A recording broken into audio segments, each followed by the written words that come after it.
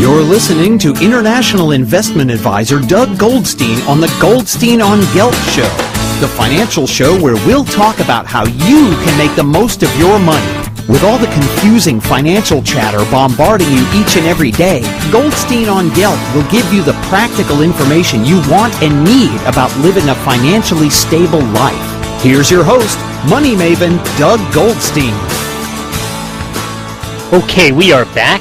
We have with us again today Dr. Aubrey de Grey, who's a biomedical gerontologist. He's based in Cambridge, but he travels all over the world. He's the Chief Science Officer of the SENS Foundation. It's a charity that's dedicated to combating the aging process. Aubrey, it's a pleasure to have you back. Thank you for having me. So last time you were on the show, and for those people who missed that show last time, they should be sure to download the podcast at goldsteinongelt.com or just go to YouTube and look up Goldstein on Gelt. Aubrey, you spoke to us about the possibility that people might live well beyond what we're used to. First of all, in the past several months since you were on the show, do you still hold by that? Oh, for sure. In fact, since I was last on this show, there have been a few more announcements of really major steps forward towards exactly the type of anti-aging medicine that I have been predicting. Okay, like what? Well, I don't know quite how technical to get, but let me give you a summary of one of them. A few months ago, there was a report from the Mayo Clinic in the USA, a very prestigious institution, of the effect on mice of removing a particular type of cell that we have, as I have always said, is probably rather bad for us, called a death-resistant cell, a cell that has got into a state where normally there would be signals from other cells around it telling it to commit suicide, but which somehow has genetically lost the information, the ability to do that. So it hangs out anyway, continuing to be toxic. This is probably quite an important component of aging, especially aging of the immune system, among other things. And the study a few months ago involved creating a genetically engineered mouse in which they'd done two things. First of all, they had created a situation in which these cells accumulate at an accelerated rate compared to the way they normally would in an unmodified mouse. And secondly, they put in a modification so that these cells, even though they would not respond naturally to signals telling them to die, nevertheless they would respond to a simple drug telling them to die. So what they were able to do was to run an experiment where they, first of all, just let these mice age, and sure enough, they aged rapidly, unusually rapidly, because of the presence of these cells at an accelerated rate. But then they let these mice age for a little while, and then they gave them the drug that killed off the cells. And the idea was that maybe that would cause the mice to recover and not to exhibit the ill health of old age that the mice without the drug did. And that's exactly what happened. It was very dramatic. All manner of different types of aging were actually reversed. So this is a really great proof of concept of one key component of what I've been saying all these years. So how much longer did these mice live? Well, actually, for other reasons, they didn't live significantly longer. There were some aspects of the aging of this artificially transgenically modified mouse which were not affected by the removal of these cells. But the key thing is that's not what it's all about. It's all about the health of the mice. What we can say is that these mice stayed completely healthy until very shortly before they died, whereas the mice that did not have the drug, so they had this accumulation of these cells, they had a really bad time for maybe the last 1/3 of their life. I see. So let's apply that to what it's like for human beings. Aging in general is very different today than it was even in the previous decade. Can you give some examples of what a person in his 50s today might expect in the next 20 years with regard to quality of life issues? Okay, well, I guess the first thing I want to do in response to that question is actually to challenge your precept. Because really, aging today is not all that different from how it was 20 or 30 or 40 years ago. It happens at a somewhat later chronological age, but what happens after you start going downhill is pretty much the same. Mm-hmm. There are some things that are a bit more prevalent than they used to be, such as Alzheimer's disease. Some things that are a little bit less prevalent than they used to be, like cardiovascular disease. But by and large, the story is just the same as it was a few decades ago. It's just that it happens a bit later because all of these things have been somewhat postponed. Exactly how they've been postponed is an interesting story, and a lot of people think that most of the reason why they've been postponed is actually because of early life effects, effects that are way, way before aging actually happens. In fact, it's quite likely that the most important thing is prenatal, that people who are getting old today have started their lives in a situation where their mother had better nutrition than what would have been the case for their parents, for example. We are talking to Dr. Aubrey de Grey, who's a biomedical gerontologist based out of Cambridge. He travels around. He's the chief science officer of the SENS Foundation, which is a charity dedicated to combating the aging process. Aubrey, let's go into this a little bit further, because there are obviously a lot of financial implications. The way you described the difference or the sameness of the way people age today as compared to how they might have done 10 or 20 or 50 years ago, it implies that if someone lives a longer life, he's just going to have more spending years ahead of him.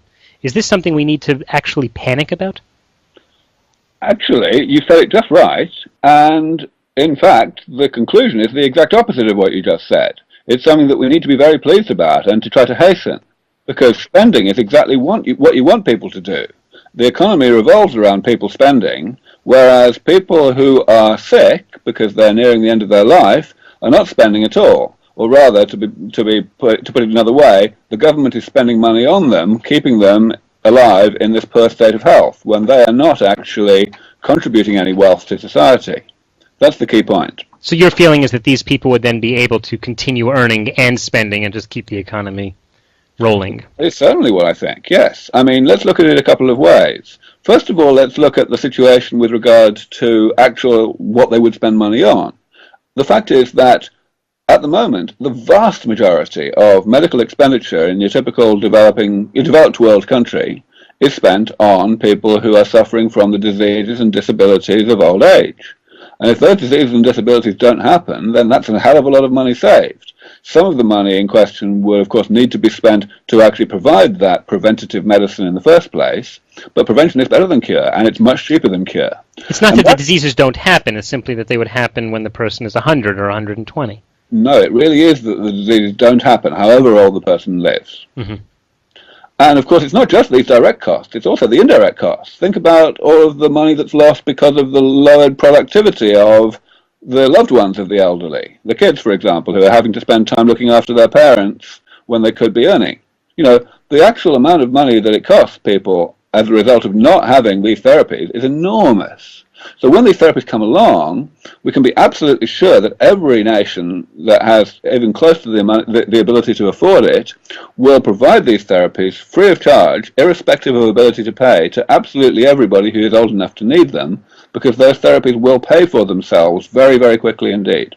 So therefore, one of the questions I wanted to ask you is if you've encountered any opposition from governments before your research is successful, because they might be concerned that they would have to be supporting an even larger population from before, and I'm presuming that your answer is no, they in fact would welcome this because there would be more productive citizens?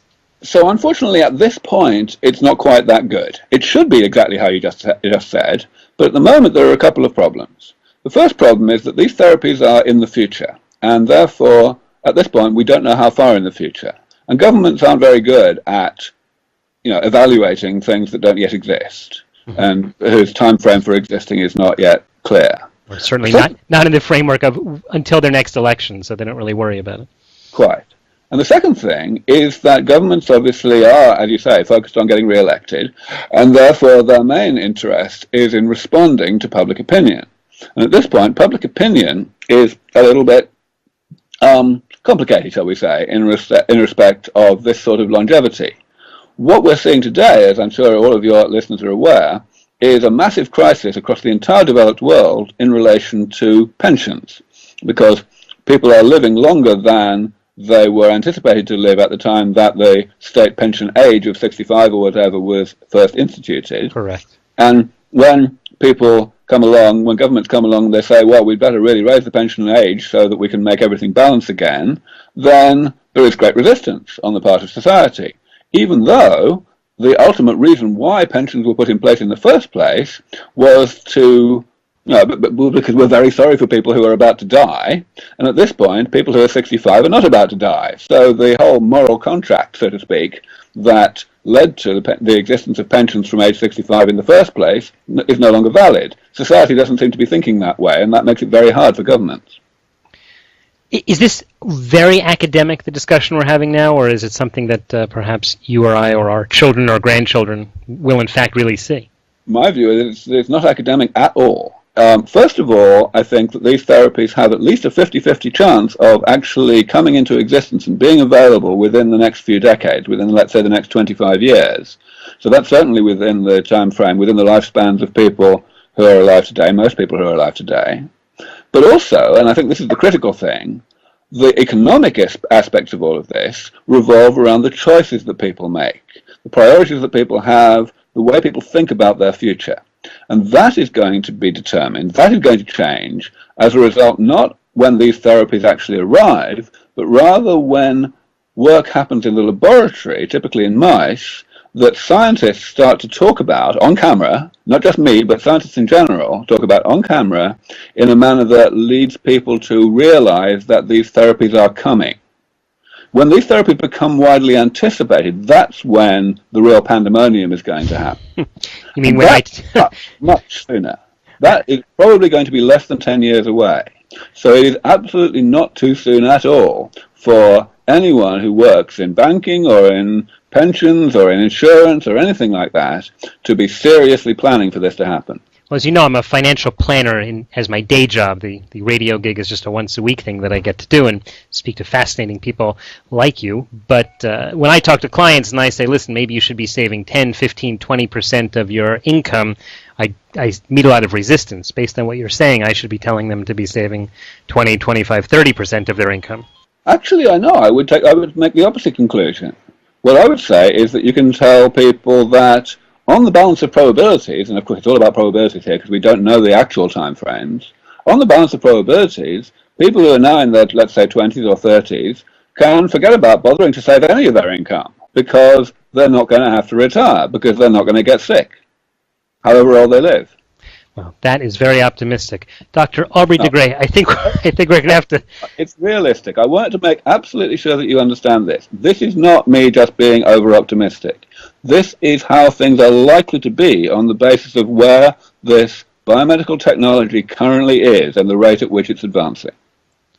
Okay, I'm seriously have to take this to heart. Really, I think the financial planning community is a community that would certainly have to listen to this and understand. I guess the worst case from my point of view as a financial professional is, let's say you're wrong and people continue to die at the same rate, so their kids will get a better inheritance. But if not, then at least we've prepared so that they don't end up being destitute for many decades when they thought they would have no longer been here.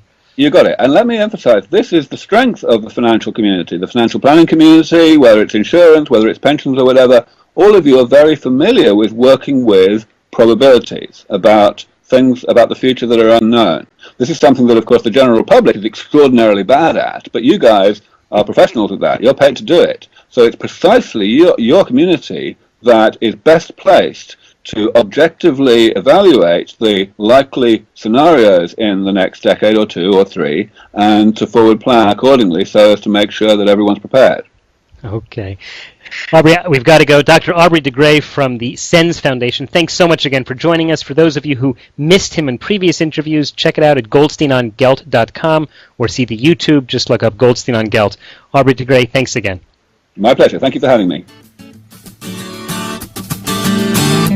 You've been listening to the Goldstein on Gelt Show with money maven Doug Goldstein. Doug's weekly radio show is heard around the world, but if you miss it, you can download the podcast at www.goldsteinongelt.com. The Goldstein on Gelt Show gives you up-to-date financial ideas so you can get on the path to financial freedom. If you'd like your questions answered on the air or off, send Doug an email to doug@profile-financial.com. It's your money for your future, so join Doug every week to build your wealth on the Goldstein on Gelt Show.